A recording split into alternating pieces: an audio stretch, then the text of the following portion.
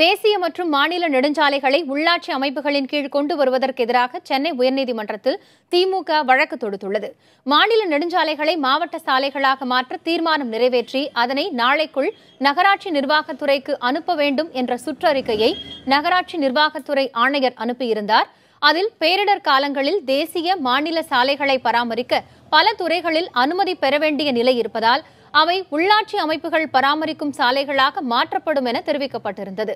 இது டாஸ்மாக் மதுக்கடைகளை மீண்டும் கொண்டு வருவதற்கான முயற்சி என்று கூறி அதற்கு எதிராக திமுக அமைப்பு செயலாளர் RS பாரதி உள்ளிட்டோர் சென்னை உயர்நீதிமன்றத்தில் முறையீடு செய்தனர். அதனை ஏற்ற தலைமை நீதிபதி இந்திரா பானர்ஜி தலைமையிலான அமர்வு வழக்காக தொடுத்தால் நாளையே விசாரிக்கப்படும் என்று கூறினர். அதனை அடுத்து இது தொடர்பாக திமுக தரப்பில் மனு தாக்கல் செய்யப்பட்டுள்ளது.